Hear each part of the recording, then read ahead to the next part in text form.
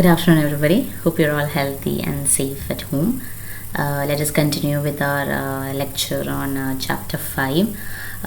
We were discussing about the types of spectrum, and in the previous lecture, we had seen the point spectrum, or it is a set which consists of the eigenvalues of the given operator. So in this lecture, it is a very short lecture which just gives us the definition of two other types of spectrum.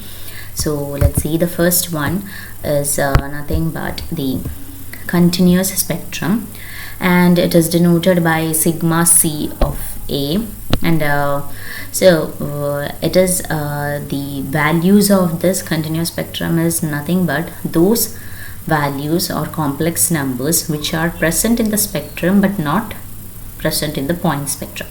That is, those complex numbers which form spectrum points but not eigenvalues. Okay, that is one condition, and the other is image of A minus lambda I is dense in X. Okay, that is it must be the closure of image of A minus lambda I must be equal to X.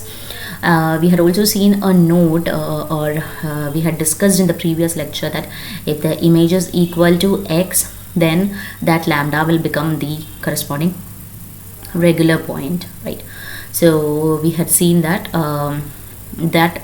if it is equal, then it will become a regular point. So there is no chance that it will become an element of sigma of A. So just we are saying that it is dense in X. We are not saying that it's completely equal, it is just dense in X.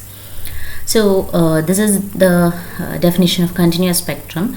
It is denoted by sigma c of A, and it is an element, a complex number is an element of the continuous spectrum if it is a spectrum point but not an eigenvalue, and its image is dense, and image of A minus lambda I is dense in X.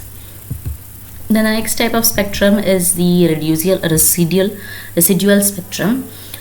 So the residual spectrum, it is denoted by sigma r of A, and it is the elements, it is actually same as a set of all elements in sigma of A but not in the union of point spectrum and continuous spectrum. Okay, so sigma r of A is equal to sigma of A minus set sigma p of A union sigma c of A. So all the spectrums, the spectrum is denoted by sigma of A, point spectrum is denoted by sigma p of A. So all the subscripts are the first letter of the definition, or first letter of the type of the spectrum, that is point spectrum, the continuous spectrum, and the residual spectrum. So P, C and R. So this is the residual spectrum. These are just the three types of spectrum that we have discussed, and now I want you guys to do one thing, that is there are two examples about this residual, one of the continuous spectrum and other of the residual spectrum, which is given in your textbook. So the next 2 days you can just go through it, and we shall discuss about it if you have any other any clarifications related to that. So there are just two examples which are given in the textbook related to the residual spectrum and the corresponding continuous spectrum. So just go through those. That's it for today's class. So thank you all.